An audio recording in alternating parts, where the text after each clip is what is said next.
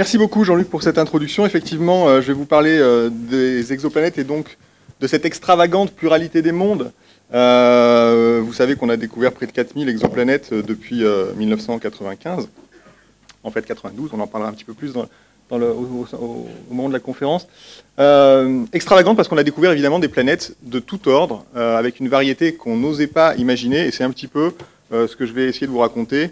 Et j'espère qu'à la fin, vous serez convaincus, si vous ne l'êtes pas déjà, et si vous êtes ici, vous l'êtes peut-être déjà, que le thème des exoplanètes est vraiment un thème extrêmement intéressant aujourd'hui. Alors, je vais rapidement vous donner le plan de la conférence pour que vous sachiez à peu près où on en est. Je vais peut-être passer sur ce micro, ouais, ce sera peut-être plus simple. Comme ça, je pourrais bouger, j'aime bien bouger. Donc voilà, je vous rappellerai que, évidemment, ce rêve de l'existence d'autres mondes, il n'est pas récent, hein, c'est quelque chose dont on parle, dont l'humanité parle depuis très longtemps.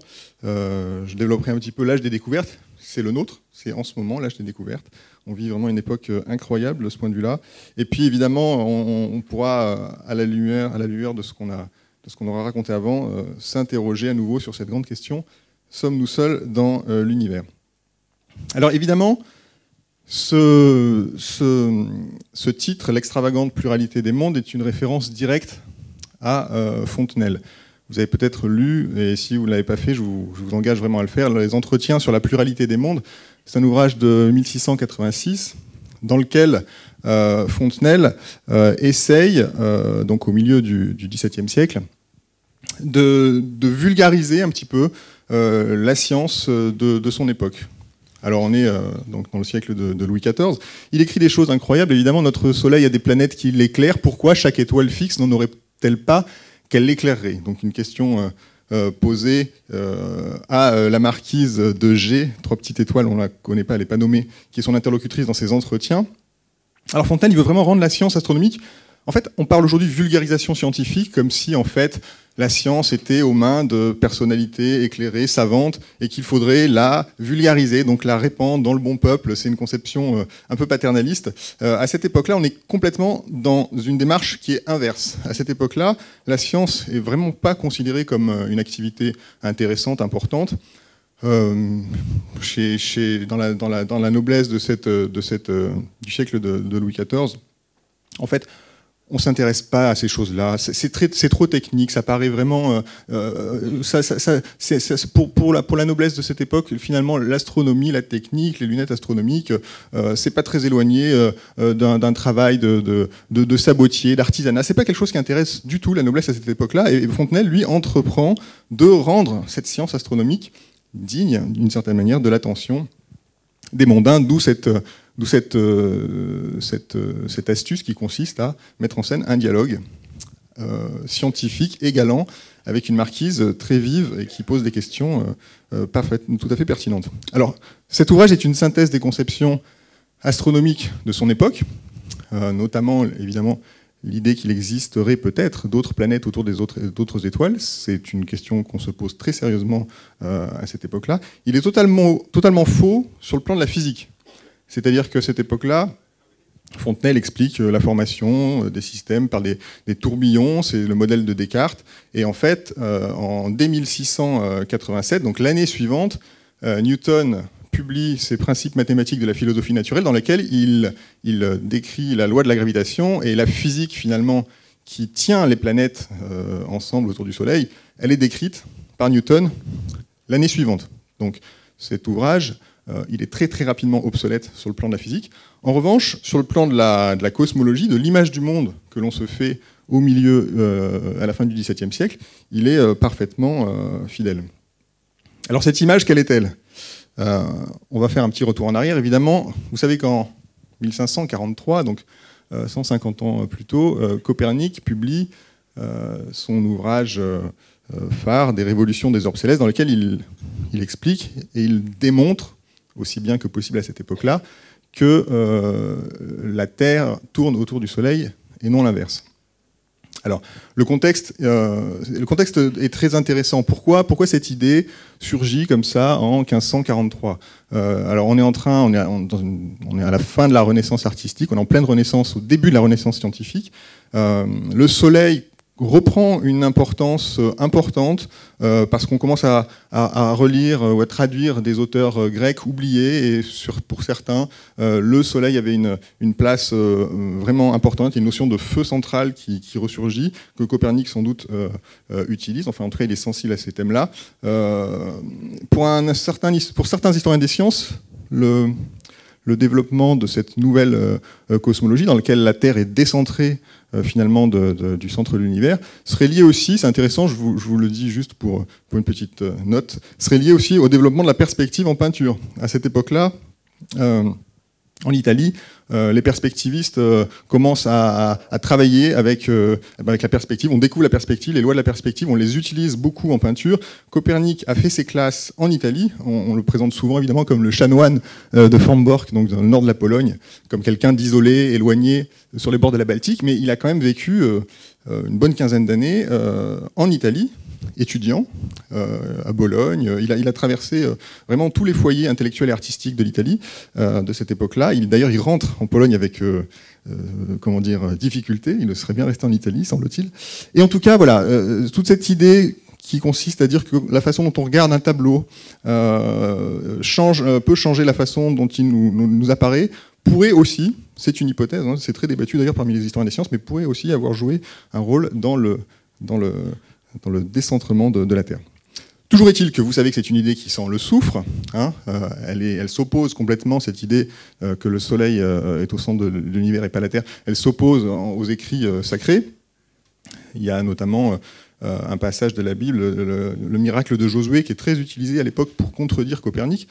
C'est une bataille et dans laquelle Josué demande à Dieu d'arrêter la course du Soleil. Et c'est bien la course du Soleil qui demande d'arrêter, pas la course de la Terre. Donc c'est vraiment utilisé comme un argument pro-géocentrisme. Donc la Terre est fixe, c'est le Soleil qui bouge, et évidemment très, très difficile de se départir de cette idée. Bref, ça vous le savez déjà, c'était un petit rappel. Je passe quand même à Galilée, qui est quand même extrêmement important. Vous le savez, 1609-1610, il tourne ce qu'il appelle le tronc hollandais, donc la lunette astronomique, vers les étoiles. C'est le premier à faire ça. Et il découvre des choses absolument extraordinaires. Il découvre d'une part qu'il y a des satellites autour de Jupiter. Bon, il y a sans doute beaucoup d'astronomes amateurs dans la salle, en tout cas ceux qui n'ont encore jamais regardé le ballet des satellites de Jupiter, je vous invite à le faire, hein, à l'occasion des Nuits des étoiles ou autres. Enfin, en tout cas, donc Galilée découvre ça au début du XVIIe siècle. Il découvre aussi des montagnes sur la Lune.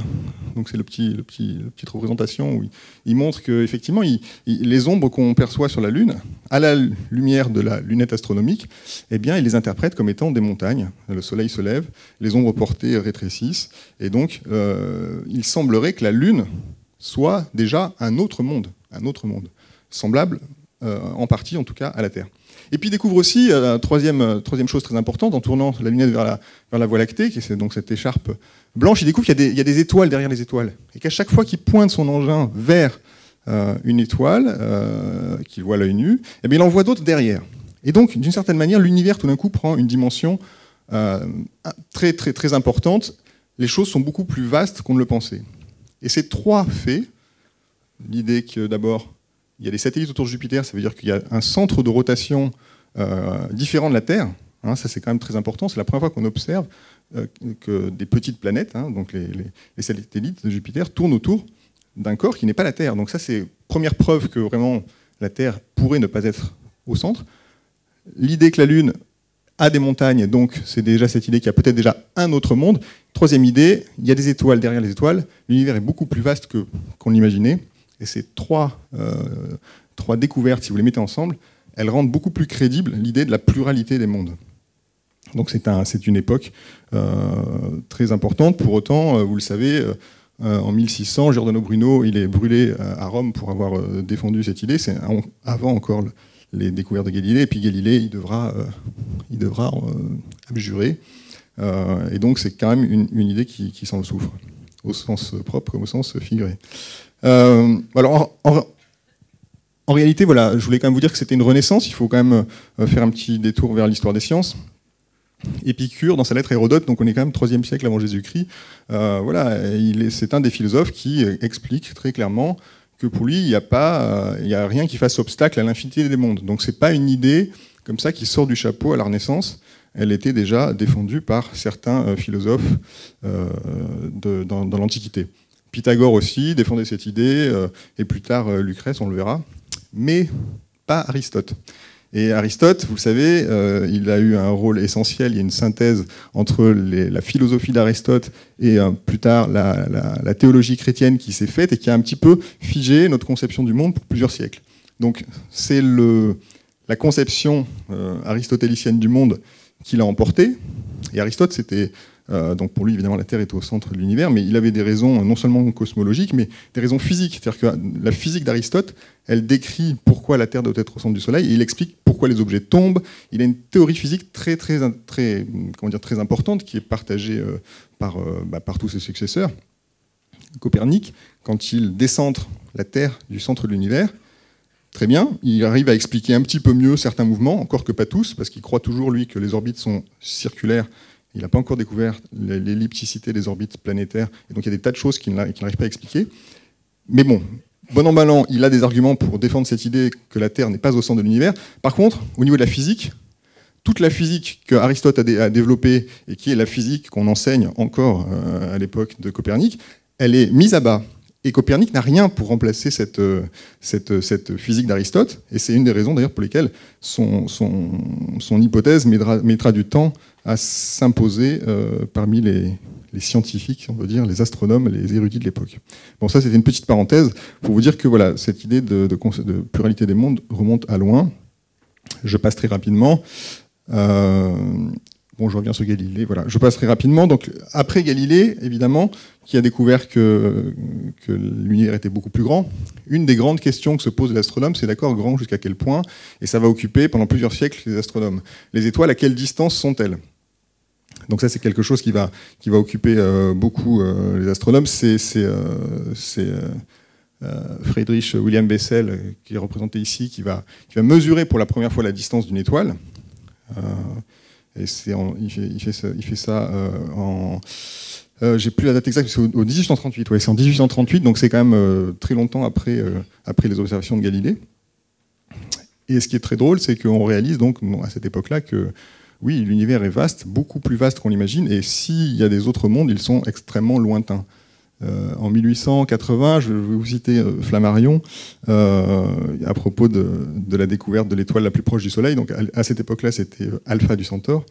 Et il écrit quelque part, à la vitesse constante de 60 km à l'heure, un train express parti du Soleil, Alpha du Centaure, n'arriverait ici qu'après une course non interrompue de près de 60 millions d'années. Voilà le genre de chiffre qu'on a. Alors là, on est à la fin du 19e siècle. Alpha du Centaure, l'étoile la plus proche du Soleil, il faudrait 60 millions d'années pour l'atteindre à bord d'un train express.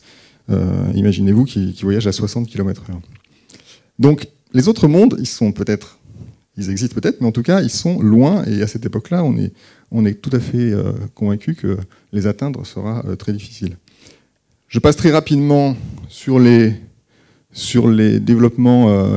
Je vous présente quand même ces slides parce que pour vous expliquer qu'on a quand même fait d'énormes progrès en astronomie du coup après Galilée. Donc on construit des télescopes de plus en plus gros. Ça c'est la galaxie des chiens de chasse représentée à différentes époques. Là on va faire un gros saut temporel avec une image de, je crois que c'est Hubble d'ailleurs. Donc on découvre voilà, que l'univers est gigantesque, que notre regard s'aiguise incroyablement. On remonte le temps depuis Galilée jusqu'à aujourd'hui, jusqu'aux origines de l'univers. Vous savez aussi qu'en parallèle, mais je passe très très vite là-dessus, l'humanité explore le système solaire, donc ça c'est Voyageur en 1979. On s'est posé sur Mars, on a fait beaucoup de choses, on est allé sur la Lune, on a marché, on a même roulé sur la Lune, entre parenthèses d'ailleurs, en 350 ans, quel progrès, donc ça peut laisser de l'espoir pour l'avenir, malgré tout. Mais voilà, on fait des progrès gigantesques, et pourtant jusqu'à la fin du XXe siècle, eh bien, cette question que posait Démocrite, que défendait Fontenelle, eh bien, jusqu'à la fin du XXe siècle, on n'avait toujours pas de réponse, malgré les incroyables avancées que je vous ai décrites très rapidement ces derniers siècles. Existe-t-il des planètes autour des autres étoiles? Eh ben, quand la plupart des gens qui étaient dans cette salle sont nés, on n'avait pas la réponse à cette question. Alors pourquoi? Évidemment, Alors c'est un photomontage, hein, ne hurlez pas, évidemment la Terre n'est pas si proche du Soleil, et heureusement. En revanche, les tailles sont correctes. Pourquoi cette attente? Évidemment parce que le défi de l'observation des planètes autour d'autres étoiles, il est énorme, gigantesque. D'ailleurs, là aussi, petite parenthèse historique, je reviens au XVIIe siècle, Cyrano de Bergerac dans les États et empires de la Lune et du Soleil, il explique très bien ça. Hein, je crois que les étoiles fixes sont aussi des soleils qui ont des planètes autour d'eux, donc voilà, on est toujours dans le même état d'esprit que Fontenelle. Donc ce sont des mondes que nous ne voyons pas à cause de leur petitesse et parce que la lumière empruntée ne saurait venir jusqu'à nous. Donc on sait que les planètes réfléchissent la lumière de leurs étoiles et on comprend très bien qu'elles sont trop petites et qu'on ne peut pas les voir. Donc ça, c'est quelque chose dont on est parfaitement convaincu. Et en effet, aujourd'hui, on peut mesurer, réellement la différence d'éclat entre une planète et une étoile. Et pour la Terre, par exemple, elle brille à peu près 10 milliards de fois moins que le Soleil. Donc il faut être capable d'observer quelque chose qui brille à côté d'une lumière, quelque chose qui brille 10 milliards de fois moins. C'est un défi qui reste encore aujourd'hui impossible en fait encore aujourd'hui, mais ça va venir. Je suis confiant et on y arrivera. Voilà, donc aujourd'hui, il faut être bien conscient du fait qu'on ne découvre pas les exoplanètes de la même manière que Galilée a découvert les satellites de Jupiter, c'est-à-dire en pointant un télescope, aussi gros soit-il, à côté d'une planète. Alors, je modère tout de suite, en réalité, on commence à pouvoir le faire pour certains types de planètes très éloignées de leurs étoiles et très jeunes, et donc très chaudes, qui donc brillent un petit peu par elles-mêmes. Mais on commence à peine. Pour ce qui concerne la Terre, ou des planètes comme la Terre, c'est tout à fait impossible encore. Voilà, rapidement, donc j'arrive donc à cet âge des découvertes. Donc l'introduction historique, vous avez bien compris, on a du mal à voir les planètes. Et pourtant, on a réussi à en découvrir des planètes autour d'autres étoiles. Et le coup de tonnerre, c'est cet article-là, en 1995. Voilà, bon, je l'ai mis, c'est extrait de Nature, la revue dans laquelle a été publié cet article historique, mais réellement historique. Il faut songer que cet article répond finalement à 20 siècles de distance à l'interrogation d'Épicure. Hein. Je pense qu'il y a rien ne fait obstacle à l'infinité des mondes. Et ben en fait, finalement, voilà, la première fois qu'on trouve un monde autour d'une autre étoile, c'est en 1995. Michel Mayor et Didier Queloz publie un compagnon de masse de Jupiter autour d'une étoile de type solaire. Alors comment ont-ils fait? Donc voilà, Michel Mayor et son étudiant en thèse, Didier Queloz, donc c'est pas tous les jours qu'on découvre une planète, la première planète extrasolaire pendant sa thèse. C'est une découverte qui a été réalisée à l'Observatoire de Haute-Provence. Là aussi, si vous n'avez jamais mis les pieds à l'Observatoire de Haute-Provence, ça vaut vraiment le détour. Hein, d'abord parce que c'est un endroit très joli, et puis on peut visiter les instruments, et notamment le télescope de 1,93 m qui est éclairé là sur cette diapo, qui a permis la découverte de la première planète extrasolaire. Alors, ce qui est amusant, c'est qu'en fait, c'est une découverte, comment dire, évidemment méritée, mais un tout petit peu aussi fortuite. Parce qu'à cette époque-là, Michel Mayor et Didier Queloz ne cherchaient pas spécialement des planètes, ils cherchaient plutôt ce qu'on appelle des naines brunes. Des naines brunes, ce sont des objets qui sont beaucoup plus massifs que Jupiter, mais en même temps beaucoup moins massifs que des étoiles. Donc ce sont des objets qui ne sont pas suffisamment massifs pour que les réactions nucléaires en leur centre s'allument. Et donc ce sont des objets qui ne brillent pas, qui ne sont pas des étoiles, mais qui sont plus massifs que des planètes. Et à cette époque-là, on cherchait aussi beaucoup ce genre d'objets. D'ailleurs, la première naine brune a été découverte aussi en 1995. Ils cherchaient ce genre de choses. Avec une méthode que je vais quand même vous expliquer rapidement, qui est la méthode des vitesses radiales. Encore une fois, même pour les naines brunes qui ne brillent pas, aucun espoir de les voir directement. Donc comment on fait? Eh bien, on essaie d'observer l'effet qu'elles ont par le simple fait qu'elle possède une masse, sur une étoile autour de laquelle elle tourne. Donc c'est le petit schéma qu'il y a en haut à droite. En fait, quand un corps tourne autour d'un autre plus gros, évidemment le plus gros a une influence décisive évidemment sur la trajectoire du petit corps, mais le petit corps lui aussi influence un tout petit peu le gros. Et il l'oblige en quelque sorte à faire un petit cercle, c'est ce qui est représenté là. Donc le grand cercle c'est la trajectoire de la planète, le petit cercle c'est la trajectoire de l'étoile. Donc une étoile autour de laquelle tourne une planète, possède un petit mouvement. Voilà. Et c'est ce petit mouvement qu'on observe. Alors vous allez vous dire, bah oui, c'est simple, effectivement. Enfin, c'est simple, on regarde une étoile et puis si on la voit bouger sur le ciel, c'est comme on voit une planète. Alors cette méthode, c'est la plus intuitive, et c'est pas celle qui est mise en œuvre à cette époque-là.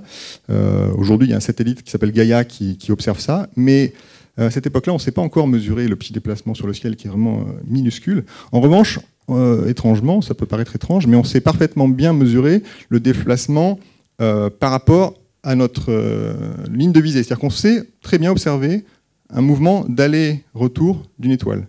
Pourquoi? Parce qu'on maîtrise très très bien la lumière en fait, et on sait très très bien manipuler la lumière, et ça nous permet de faire ce genre de mesure. Donc c'est par ce genre de mesure que Michel Mayor et Didier Queloz voient effectivement osciller une planète. C'est le petit graphe un peu barbare que je vous ai mis en bas, mais enfin qui est quand même intéressant, qui vous montre en fonction du temps, en bas, la vitesse apparente d'aller-retour de l'étoile. Et vous voyez, alors les ronds, c'est les points de mesure, et le trait continu, c'est le modèle qu'on peut faire passer par les traits de mesure. Et vous voyez quelque chose qui est quand même très intéressant, c'est qu'il y a une vraie périodicité. C'est-à-dire qu'on a découvert une étoile qui, tous les à peu près 4 jours, si vous regardez le graphe en bas, enfin les coordonnées, tous les 4 jours, voilà, cette étoile fait un aller-retour comme ça en 4 jours. Et voilà, et ce mouvement très régulier, c'est le signe de la présence d'une planète. Alors après, on peut aller plus loin, on peut non seulement savoir qu'il y a une planète, mais aussi connaître sa période, c'est-à-dire sa période de révolution, en combien de temps elle fait le tour. Et là, c'est 4 jours, on découvre un objet incroyable. Et on peut aussi mesurer sa masse, en tout cas une valeur inférieure de sa masse. Et là, on a une masse qui est à peu près la masse de Jupiter, un peu moins. Donc on a découvert un objet qui a la masse de Jupiter à peu de choses près, et qui tourne en 4 jours autour de son étoile. Rendez-vous compte de ce que ça signifie à cette époque-là. Dans le système solaire, la planète la plus proche du Soleil, c'est Mercure.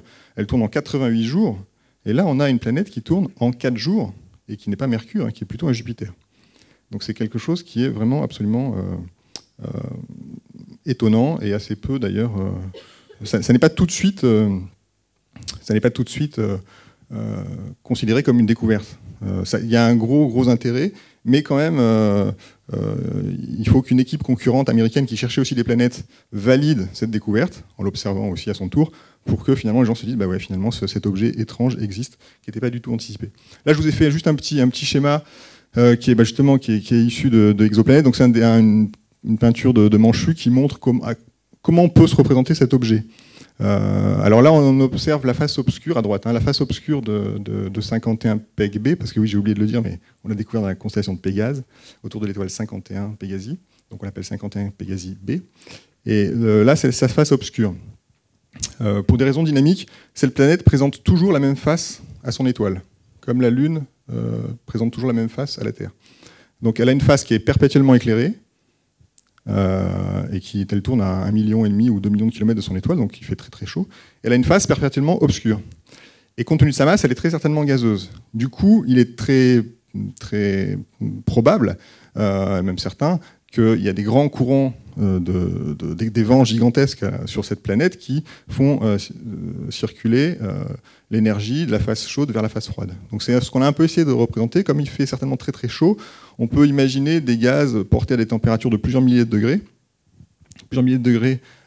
qui se refroidissent vite, évidemment, quand ils passent dans la face obscure, mais qui restent très brillants, et donc sans doute qui brillent. Donc il est possible, alors c'est un peu une hypothèse, comment dire, ça n'a pas été validé, c'est pas une observation, là c'est un petit peu une façon d'imaginer les choses, mais il est possible que quand on observe la face sombre de 51 Pégasi B, ces nuages sont encore tellement chauds qu'ils brillent. Et donc on pourrait voir probablement briller la planète dans des longueurs d'onde qui sont sans doute accessibles à l'œil humain, et voilà, c'est ce qu'on a essayé de représenter. Malheureusement, c'est une planète, encore une fois, qu'on n'observe que par l'effet qu'elle a de façon indirecte, et donc on n'a aucun moyen aujourd'hui de l'observer directement. À droite, c'est simplement pour vous donner une idée de la proximité de l'objet par rapport à son étoile. Son étoile est à peu près comparable au Soleil, et pourtant, voilà, si vous étiez à la surface de 51 Pégasi B, voilà la taille du Soleil à gauche, comparée à la taille du Soleil dans le ciel de la Terre. Voilà, je vais passer rapidement parce que je prends déjà beaucoup de retard. Un mot pour vous dire qu'en réalité, la première planète ne datait pas de 1995, mais de 1992. En fait, les premières planètes qu'on a découvertes autour d'un autre objet que le Soleil, elles datent de 1992. Des planètes d'ailleurs qui sont petites, qui faisaient à peu près, alors je sais peut-être écrit, quelques fois la masse de la Terre, donc c'est vraiment des petits objets. Le problème, c'est qu'à cette époque-là, personne n'y a cru. 92, quand Alex Wolfson et David Freil, Daniel Freil publient leur article, les gens ne croient pas à ça, pour deux raisons. D'une part, parce que ces planètes, elles tournent autour d'un pulsar. Un pulsar, pour ceux d'entre vous qui ne savent pas ce que c'est le résidu, le reste extrêmement compact d'une étoile massive qui a explosé. Alors, ça c'est un reste de supernova dans la constellation, c'est la constellation du Taureau, c'est la nébuleuse du Crabe. Donc voilà, quand une étoile explose, c'est un événement évidemment violent. Quand une étoile massive explose, il y a deux façons de production. Donc bon, évidemment, le gaz disparaît partout. Et puis soit ça forme un trou noir, soit ça forme une étoile à neutrons. Une étoile à neutrons, c'est un objet qui fait à peu près 10 km, donc la taille de Paris. Il fait à peu près la masse du Soleil. Donc vous avez un objet de la masse du Soleil concentré dans la taille de Paris. C'est un objet extrêmement compact, ça rayonne des rayonnements affreux, des rayonnements gamma, des rayonnements X, des choses très énergétiques. Et cet objet-là est très magnétisé, et quand il tourne, il produit un espèce d'effet de phare, et c'est pour ça qu'on appelle ça un pulsar. Pulsating star, pulsar. C'est une étoile à neutrons. Donc. Et donc, évidemment, imaginez la découverte de planètes autour d'un objet de cet ordre-là, ça paraît totalement incroyable. Vraiment, réellement, personne n'y croit. Et personne n'y croit pour une deuxième raison, qui est que quelques années auparavant, une autre annonce de ce genre avait été faite et avait été très vite démentie. Donc vraiment, le terrain n'était pas favorable pour que les planètes à pulsar soient considérées comme des vraies planètes. Aujourd'hui, elles sont très clairement considérées comme des vraies planètes. Petite représentation, on s'est amusé encore une fois avec mon CHU à représenter ce genre d'objet. Il se trouve qu'en fait, évidemment la question c'est comment elles se sont formées. Alors, ce ne sont pas en fait des planètes résiduelles, ce ne sont pas des planètes survivantes de l'explosion. En réalité, on pense que ce sont des planètes qui se sont formées dans un second temps, après l'explosion de l'étoile. On imagine qu'un disque se serait formé autour de l'objet compact, et dans ce disque se serait formée une deuxième génération de planètes. Voilà, donc c'était un peu ça l'astuce. Il ne fallait pas imaginer des planètes survivantes, mais les planètes, qui seraient nées après l'événement. Voilà. Et donc représentation de ces planètes. Alors évidemment, donc comme on sait, on commence à comprendre ce qu'il y a en termes de matériaux dans les résidus de supernova, donc quels sont les éléments chimiques qui sont expulsés par ces étoiles massives. Eh bien, on peut avoir une idée donc du composé primordial de ces planètes. Et lesquels des gens ont proposé des hypothèses, et il semblerait par exemple que ce sont des planètes qui probablement pour certaines sont riches en eau, parce qu'il y a pas mal d'éléments, l'oxygène notamment, qui est très important dans la moléculage des eaux, je vous apprends rien, mais qui sont créés par les étoiles massives, et donc ces planètes-là, elles pourraient être finalement assez variées. Il ne faut pas imaginer ça comme des astres rocheux, mais il peut y avoir des choses très, très intéressantes. Donc on a représenté à gauche une planète gazeuse en fait, avec des aurores boréales extrêmement fortes, parce qu'encore une fois, je vous expliquais que les pulsars produisaient des rayonnements très énergétiques, rayonnements X, rayonnements gamma aussi, des rayonnements ultraviolets, et ce genre de rayonnement est susceptible d'exciter des molécules qui, à leur tour, pourraient rayonner dans le visible et produire des aurores importantes. À droite, c'est le même genre d'idée. Vous savez qu'il y a des minéraux, des cristaux qui obéissent à la fluorescence X. C'est-à-dire que quand vous les illuminez par des rayonnements X, à leur tour, ils produisent de la lumière par fluorescence, et de la lumière parfois visible. Et donc on s'est imaginé que sur une de ces planètes, imaginons-la très rocheuse, avec une composition favorable, on pourrait avoir de la fluorescence X. C'est de l'imagination pure, là, mais c'est une hypothèse qui est possible.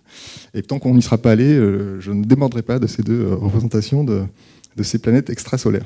Pour la petite histoire, on les a appelées, elles ont été baptisées, elles font partie des quelques planètes qui ont été baptisées officiellement par l'Union astronomique internationale, et elles ont été baptisées, ces planètes à pulsar, Dror, Poltergeist et Phoebetor. Donc c'est un vampire, l'esprit frappeur Poltergeist est le dieu des cauchemars chez les Grecs. C'est pour vous dire que les astronomes ne manquent pas d'humour. Tout ça, ça fait référence évidemment au passé de cette étoile.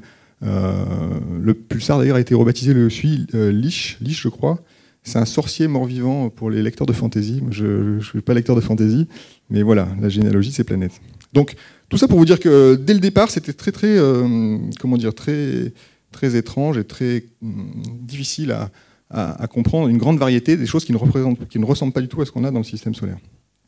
Alors, je vais passer rapidement sur ce qui s'est passé ensuite. Entre 1995 et 2000, on a découvert une trentaine de planètes similaires à 51 Pégasi b, qu'on appelle des Jupiters chauds. Jupiter, à cause de leur masse, est chaud parce qu'ils sont très proches de leurs étoiles. Donc une petite trentaine. En 2000, on était à peu près à une trentaine de planètes extrasolaires.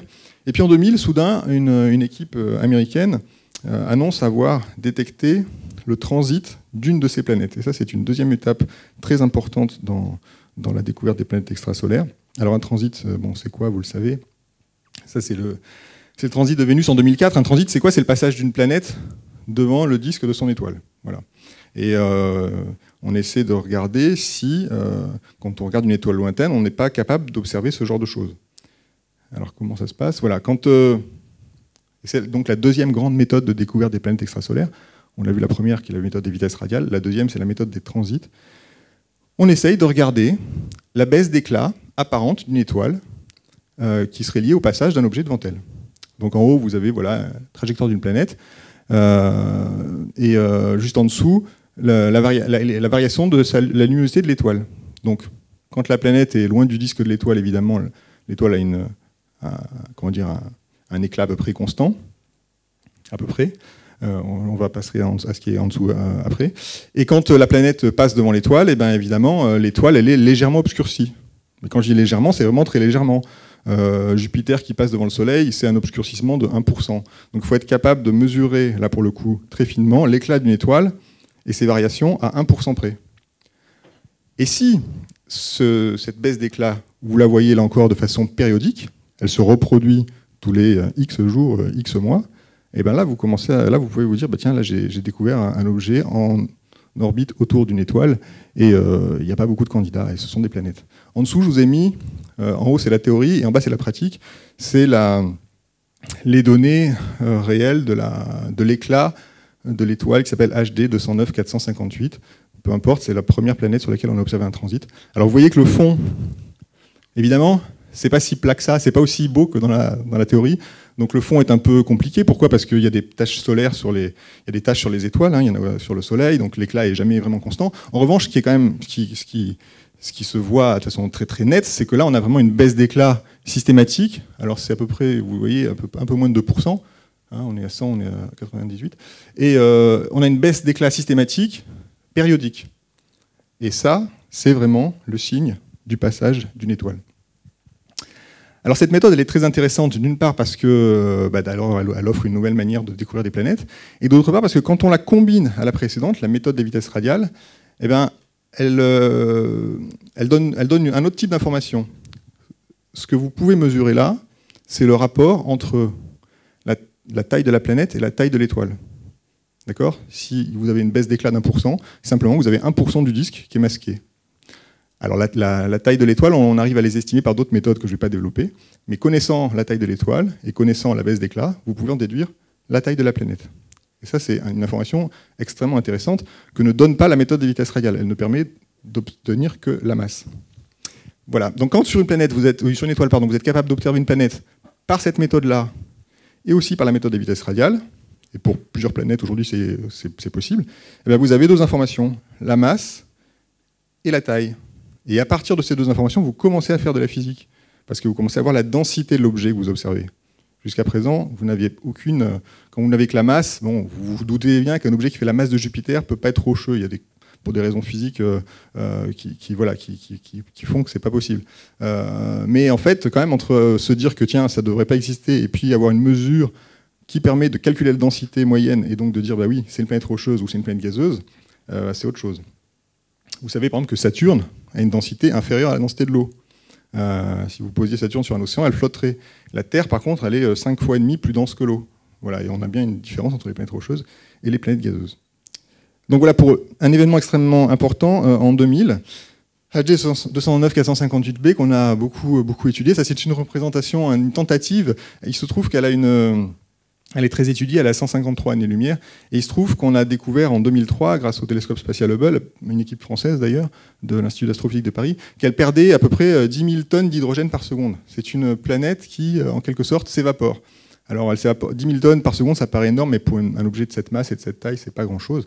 Donc, elle est pas en péril, elle ne s'évaporera pas complètement. En revanche, ça donne un effet assez intéressant qu'on a essayé de représenter ici, c'est qu'il faut s'imaginer une espèce de planète comète, avec une coma, vraiment, et puis en fait, le vent solaire emporte les particules d'hydrogène au loin, et c'est un petit peu ce qu'on a essayé de représenter sur cette image. Plus amusant encore, vue d'artiste de ce qu'on verrait depuis l'atmosphère de HD 209 458b. Vous pouvez oublier, moi je l'ai fait rajouter à Manchu, parce que c'est un illustrateur de science-fiction, et je trouvais dommage de ne pas mettre un peu de science-fiction dans les illustrations qu'on produisait. Évidemment, le petit robot n'existe pas. Mais la vue, alors je prétends pas dire que c'est comme ça, à la base, j'en sais rien, mais en tout cas, elle s'appuie sur une vraie simulation numérique réalisé par Alain Lecavelier à l'Institut d'astrophysique de Paris, qui est une des personnes qui a découvert cet échappement atmosphérique. Et il a fait un calcul très intéressant, et les astrophysiciens font rarement cet exercice, parce que finalement, ça ne fait pas spécialement avancer la science de savoir à quoi ressemble un coucher de soleil sur une planète extrasolaire.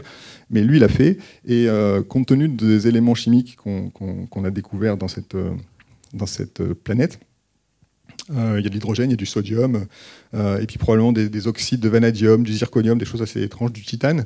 Et quand on fait passer on fait une composition chimique de la planète, on éclaire ça par le rayonnement qui est le rayonnement de l'étoile, qu'on connaît bien, et puis on se dit, voilà, compte tenu du transfert de rayonnement, sur Terre le ciel est bleu, comment serait le ciel sur HD 209 458b, où il fait à peu près 1000 degrés là.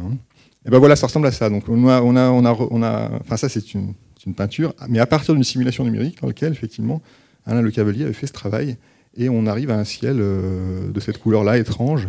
D'ailleurs, c'est marrant, parce qu'à chaque fois qu'on montre cette image, les gens ont envie de la mettre à l'envers, parce qu'évidemment, on a plutôt l'idée d'un coucher de soleil avec le rouge en bas et puis le ciel bleu au-dessus. En fait, non, ça ressemblerait à ça.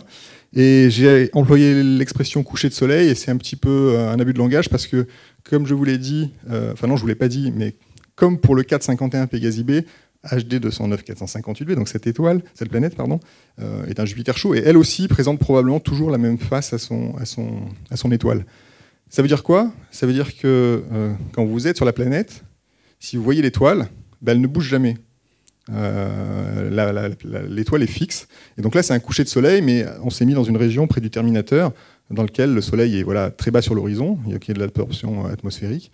Mais si vous revenez dans un siècle, il sera toujours là, le soleil, il n'aura pas bougé. Donc encore une chose assez étonnante à propos des planètes extrasolaires. Bon, alors voilà, depuis 2000, on a découvert près de 3800 exoplanètes. Très forte croissance, vous avez vu ces deux pics liés au télescope spatial Kepler, dont la NASA d'ailleurs a annoncé la fin définitive hier ou avant-hier, je crois. Donc Kepler, c'est un télescope qui utilise la méthode des transits que je viens de vous décrire. C'est un télescope de 60 cm seulement, c'est pas très gros, hein. Mais par contre, évidemment, comme il est dans l'espace, il a une stabilité incroyable, et il mesure extrêmement bien ces petites fluctuations d'1% et même de beaucoup moins aujourd'hui, dont on a besoin pour découvrir des planètes. Et puis l'autre objet, l'autre méthode qui donne un peu finalement le fond, là, ce sont des planètes découvertes essentiellement par la méthode des vitesses radiales, celle qui a permis à Michel Mayor et Jay Kellos de découvrir 51 Pégasi B. Et elle est mise en œuvre essentiellement au Chili, à l'observatoire de La Silla, dans le télescope que vous voyez au sommet, là. Un télescope de 3,60 m au Chili, et avec un instrument qui s'appelle ARPS. Voilà, rapidement, donc, l'évolution de ce qu'on sait. Je vais quand même, il est déjà très tard, je vais quand même vous... on va peut-être parcourir un petit peu cette variété. Vous avez vu dès les premières planètes qu'on était vraiment sur des choses très très étranges. Eh bien, écoutez, en 2009, je crois, je ne l'ai pas écrit. Oui, c'est ça, en 2009. On a découvert, grâce à un satellite qui s'appelle CORO, qui est le prédécesseur de Kepler. Donc Kepler a découvert 2600 planètes extrasolaires, je crois. Mais avant Kepler, qui est un satellite de la NASA, il y a eu CORO, il ne faut pas l'oublier, c'est un satellite français du CNES, qui a découvert beaucoup moins de planètes, mais quand même a été le premier à mettre en œuvre la méthode des transits depuis l'orbite. Et il a découvert notamment, il a réussi à mesurer la taille d'une planète qui avait été observée par ARPS, par la méthode des vitesses radiales, et donc on a réussi à mesurer pour la première fois la densité d'un objet rocheux. Donc la première planète rocheuse, 2009, c'est CORO 7b, on l'a appelé. Et alors on l'appelle planète rocheuse. On a utilisé le terme de super-Terre quand elle a été découverte, parce qu'elle fait 5 fois la masse de la Terre et 1,6 fois la masse de la Terre, le rayon de la Terre. Pour autant, alors évidemment, super-Terre, on peut s'imaginer des super montagnes, des super océans, des super volcans, des super fleuves, peut-être des super animaux. Bon, pas du tout. Là, c'est une planète qui tourne en 20 heures autour de son étoile. Donc l'année sur Corot 7b dure 20 heures. Je vous laisse imaginer la quantité d'énergie qu'elle reçoit de son étoile. Elle tourne à 2,5 millions de kilomètres de son Soleil seulement. Là encore, à titre de comparaison, Mercure est à 58 millions de kilomètres du Soleil. Donc là, vraiment très, très, très, très proche. Et donc ça, c'est une représentation, une vue d'artiste de Corot 7b, qui, elle aussi, sans doute, présente toujours la même face à son étoile. Ou peut-être pas, peut-être que comme Mercure, elle fait 2 tours autour du Soleil quand elle fait 3 tours sur elle-même. Mais en tout cas, si elle tourne très lentement. Et si elle présente toujours la même face à son étoile, là encore, on a une face qui est extrêmement chaude, et éclairée perpétuellement depuis des millions, des dizaines de millions, des centaines de millions d'années, et une face qui est complètement obscure. Il n'y a aucune chance pour qu'on ait une atmosphère autour de cet objet-là. Et donc on s'imagine avoir sur la face éclairée un espèce d'océan de métaux liquides à 2000 degrés. Il faut s'imaginer, vous regardez, c'est simple, vous regardez un des projecteurs là, ou le filament de tungstène d'une ampoule, et vous imaginez un océan voilà, qui aurait cet éclat-là. Ça vous donne une petite idée de ce qu'on peut s'imaginer être la surface de cet objet. Et à contrario, de l'autre côté, qui est plongé dans la nuit éternelle, on pourrait atteindre des températures de moins 100 degrés probablement. Et alors sur cette représentation, on l'a quand même pour que les gens voient quelque chose. Vous voyez qu'il y a quand même un petit éclairage. Et ce petit éclairage, il serait lié à une deuxième planète dans ce système. On pense qu'il y a une deuxième planète pas très éloignée. Et donc, comme elle est elle aussi très proche de son étoile, elle réfléchit sans doute beaucoup de lumière, et peut-être suffisamment pour éclairer la face obscure un tout petit peu de Corot 7b.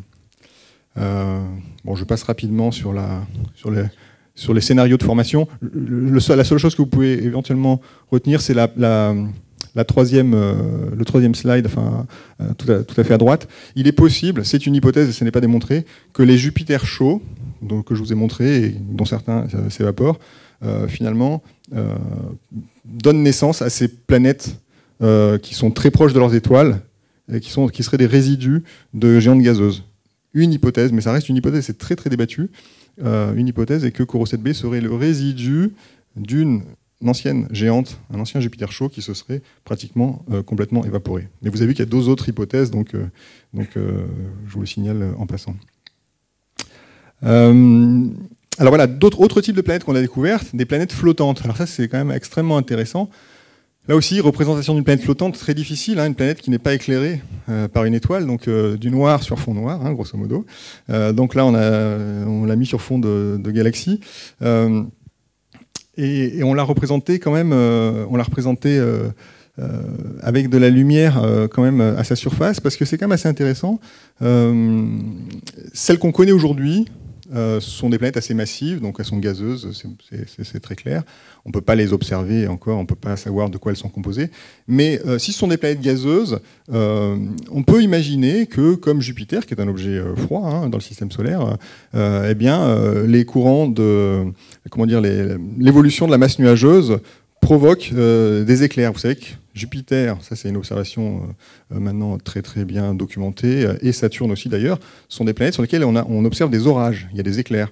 Tout simplement parce que les masses nuageuses, il y a des phénomènes de friction, des phénomènes de divers ordres qui produisent des orages. Et donc, qui dit orage dit décharge électrique, et qui dit décharge électrique dit un rayonnement pile poil dans la gamme de longueur d'onde, enfin pile poil en tout cas, une partie du rayonnement qui correspond à ce qui est capable de capter l'œil humain. Donc on peut s'imaginer, sur ces planètes extrasolaires, même éloignées de tout Soleil, une activité orageuse qui nous laisserait donc en fait, si on s'en approchait, nous humains, qui nous laisserait un petit peu voir un petit peu de sa surface. Alors là, on a fait un petit zoom, on s'est approché, voilà. Quand on s'approche, ça pourrait donner ça. Et bon, alors là aussi, pareil, c'est un peu une vue de l'esprit, mais c'est une vue de l'esprit qui s'appuie quand même sur une hypothèse scientifique crédible. Pour la petite histoire, ces planètes flottantes, quand on a commencé à les découvrir, d'abord, pareil, énormément de débats sur l'existence de planètes flottantes. Comment on pouvait imaginer des planètes comme ça qui se seraient formées d'elles-mêmes dans l'espace interstellaire. On sait former des étoiles par effondrement de gaz. En 95, quand on a découvert les premières naines brunes, et dans les années 2000, quand on a commencé à découvrir des objets de masse comparable à Jupiter, donc des vraies planètes, on n'avait pas de modèle pour décrire un effondrement de gaz comme ça jusqu'à des corps aussi petits, parce que Jupiter c'est un petit corps, pas très massif, par rapport à des étoiles évidemment. Aujourd'hui, alors non seulement donc il y a des gens qui continuent à défendre, et c'est une hypothèse tout à fait crédible finalement, que des planètes se forment comme ça par elles-mêmes, mais il y a une autre hypothèse, et qui a vraiment beaucoup qui a le vent en poupe, c'est qu'il s'agirait de planètes éjectées de systèmes planétaires. On sait aujourd'hui, le système solaire a l'air très calme, mais on sait aujourd'hui que dans les premières dizaines de millions d'années du système solaire, ça a été très compliqué. Il y a eu des interactions entre planètes, beaucoup sans doute d'éjections. Et donc, ces planètes-là, alors aujourd'hui on observe que les grosses, mais il y en a sans doute aussi des petites, de la taille de la Terre, plus petites. Ces planètes-là sont sans doute des planètes éjectées de leur système planétaire. Et les derniers chiffres, je me suis intéressé à ça très récemment pour un hors-série d'ailleurs qu'on vient de publier avec Le Figaro, un pub cette semaine. Mais en tout cas, les derniers chiffres montrent qu'il y aurait, pour chaque étoile dans la galaxie, il y aurait, on imagine à peu près en moyenne, 2 planètes. Alors en moyenne, parce qu'il y a beaucoup de types d'étoiles différents, et voilà, certaines en ont beaucoup et certaines n'en ont probablement pas. Donc 2 étoiles qui tournent autour de chaque étoile de la galaxie en moyenne, mais 5 étoiles qui ne tournent autour d'aucune... 5 planètes, pardon, 5 planètes qui ne tournent autour de... 5 planètes qui ne tournent autour d'aucune étoile. Donc les planètes flottantes, ce seraient les 2 tiers des planètes présentes dans la galaxie. Ce qui est quand même assez vertigineux. Et évidemment, les théoriciens commencent à se dire, oui d'accord, très bien, mais alors attends, est-ce qu'on ne peut pas imaginer quand même qu'il soit habitable? Est-ce qu'il pourrait y avoir de l'eau liquide, etc. Et les théoriciens ont beaucoup d'imagination et maîtrisent très très bien leurs équations. Et en fait, oui, on peut imaginer des planètes flottantes, donc qui ne sont éclairées par aucun soleil, mais dont la température en surface pourrait dépasser les 0 degrés, et donc où pourrait y avoir de l'eau liquide. Donc encore des objets extrêmement exotiques à découvrir. Toujours dans l'exotisme, on a découvert, alors là je mets un guillemet à découvert parce que c'est pas totalement avéré, des planètes océans. On n'a pas encore découvert d'eau liquide à la surface d'aucune planète. La Terre reste pour l'instant unique de ce point de vue-là, mais c'est qu'une question de temps à mon avis. Et en tout cas, on a découvert des planètes dont la densité, la masse, la distance à l'étoile, etc. Est tout à fait compatible avec la présence d'eau. Et il y a un modèle qui décrit un type de planètes qui sont des planètes océans, ou sur lesquelles il n'y aurait aucune terre émergée. C'est vrai que nous, on a un océan qui fait 10 km de profondeur en moyenne, mais on peut tout à fait imaginer, enfin, c'est pas simplement imaginer, mais on peut décrire un mécanisme de formation qui conduise à la présence de planètes avec des océans de 100-200 km, d'où aucune terre n'émergerait. Donc il y a des candidats. Mais il n'y a pas une planète pour laquelle je pourrais dire, bah oui, celle-ci, elle est très clairement une planète océan. Alors, je continue rapidement. Toujours dans les planètes extrêmement intéressantes, évidemment celle-ci, Proxima Centauri B. Alors Proxima Centauri B, c'est une planète un peu plus massive que la Terre, qui tourne dans la zone habitable d'une naine rouge. Donc la zone habitable, je ne l'ai pas dit, mais c'est la zone autour d'une étoile où la température est suffisante pour qu'il y ait de l'eau liquide et en même temps pas trop chaude pour pas que l'eau s'évapore. Donc la Terre est dans la zone habitable du Soleil. Proxima Centauri B est dans la zone habitable de l'étoile Proxima du Centaure. La représentation rapidement, je vous la décris. En fait, c'est une planète qui sans doute elle aussi... Alors elle tourne autour d'une étoile naine rouge. Donc rapidement, une étoile naine rouge, pour ceux qui ne savent pas, là j'ai les tailles comparées des étoiles, donc bon, on a Jupiter, voilà la taille d'une naine rouge, à côté c'est le Soleil, pour vous dire qu'on a des étoiles de taille très variées. On pourrait aller plus loin, parce que ce graphe, bon, beaucoup ont déjà dû le voir j'imagine, mais je le montre quand même parce qu'il est quand même amusant. Vous voyez l'étoile bleue là, qui était Sirius à droite, voilà, elle est aussi beaucoup plus petite que d'autres. Et là, je crois qu'on a Aldébaran, l'étoile la plus grosse. Donc tout ça pour vous dire que voilà, on a des étoiles, des planètes qui tournent autour des naines rouges. Les naines rouges sont des objets extrêmement intéressants parce qu'elles comptent pour 80% des étoiles de la Voie lactée. Donc on peut pas faire, quand on s'intéresse aux exoplanètes, on ne peut pas éviter de s'intéresser aux naines rouges, qui sont vraiment les étoiles les plus abondantes. Et cette planète Proxima Centauri b est donc dans la zone habitable, comme je vous le disais. Voilà, là vous avez les types d'étoiles en fonction de leur masse et la distance à l'étoile pour laquelle on est dans la zone habitable, donc cette zone bleue. Vous voyez que la Terre, tout se passe bien, elle est dans la zone habitable du Soleil, à 1 unité astronomique du Soleil, donc on est tout à fait cohérent. Et autour de Proxima, qui est une naine rouge, la zone habitable est beaucoup plus proche. Pourquoi? Parce qu'elle brille beaucoup, beaucoup moins que le Soleil. Et Proxima b est dans sa zone habitable. C'est un peu technique, mais quand même, je pourrais vous signaler ça. Cette ligne, c'est la distance en deçà de laquelle, quand vous placez un corps, une planète, elle est synchronisée, c'est-à-dire qu'elle, encore une fois, elle tourne sur elle-même en même temps qu'elle tourne autour de l'étoile.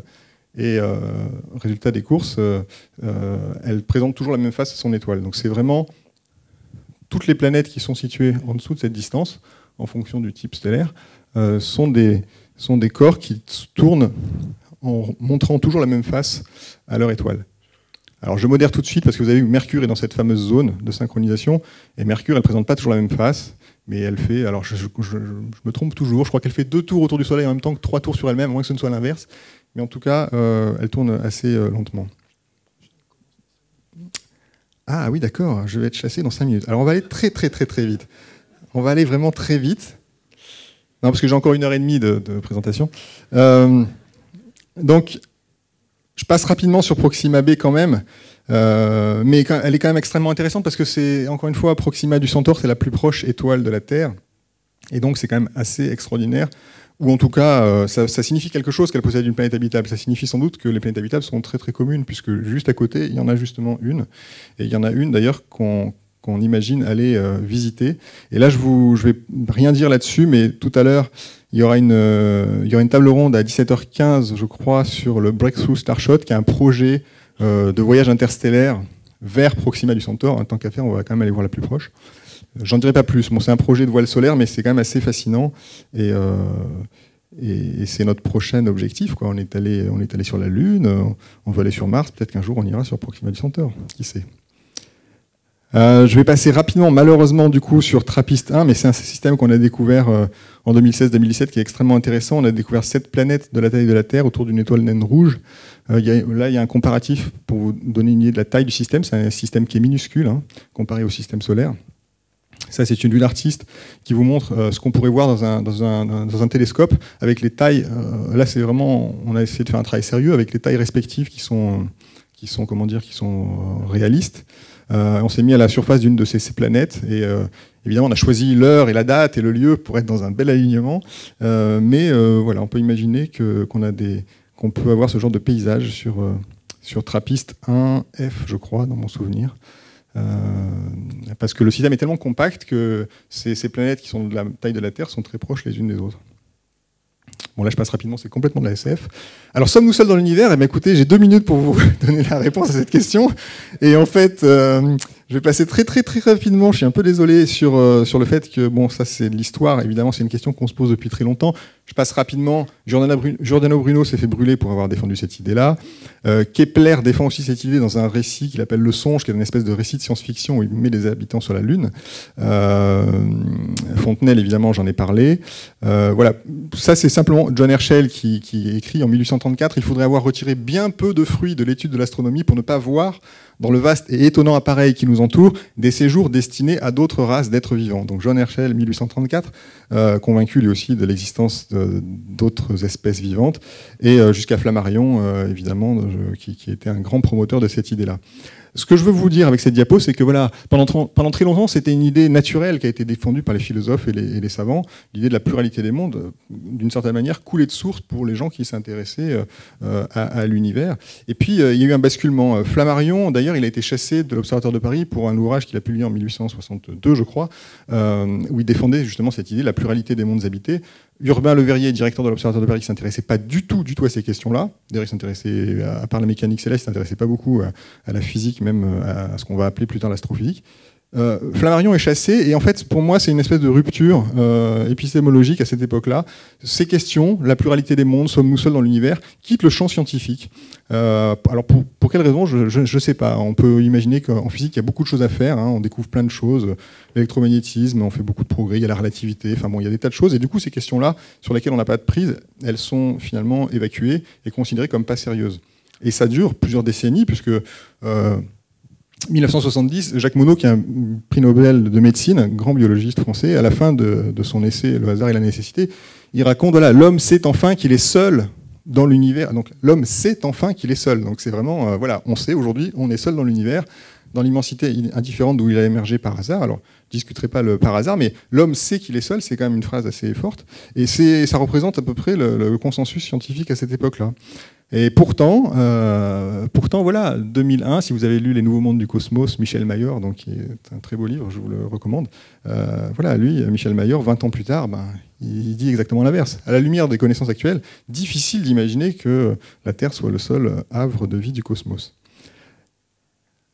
Bon, rapidement, un colloque en 2017, je trouvais ça amusant, une centaine de physiciens, astrophysiciens, exobiologistes, enfin des gens qui s'intéressent, planétologues, chasseurs d'exoplanètes, sont rassemblés à un colloque et puis ils font passer ce petit sondage parmi eux, une centaine de personnes. Voilà. Pensez-vous que des indices de vie étendus sur une exoplanète sera détecté avant 2040, ce que je trouve moi incroyablement optimiste?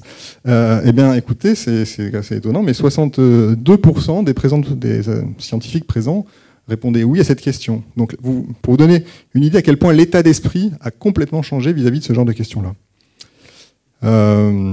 Voilà, alors ça c'est un slide pour dire, bon alors voilà, après la question c'est oui, la vie, mais quelle vie? Alors des microbes, des plantes, une civilisation intelligente qui veut communiquer. Bon, je vais passer très rapidement sur l'équation de Drake, malheureusement, parce que sinon je vais me faire taper sur les pieds. Tout ça pour vous dire que c'est une équation qui ne donne pas un résultat de calcul, enfin elle ne donne pas la réponse, par contre elle donne des pistes pour aller où chercher. Elle a été mise en place en 61 par Frank Drake qui cherchait les intelligences extraterrestres. Quand il l'a mise en place, on connaissait un facteur, peu importe le facteur. Hein. Et aujourd'hui, on en connaît quand même déjà 3 à 4. Donc c'est simplement pour vous dire que malgré tout, on progresse. Il y a un vrai progrès des connaissances, ça n'est pas une vue de l'esprit, même sur ces questions-là qui paraissent très, très lointaines.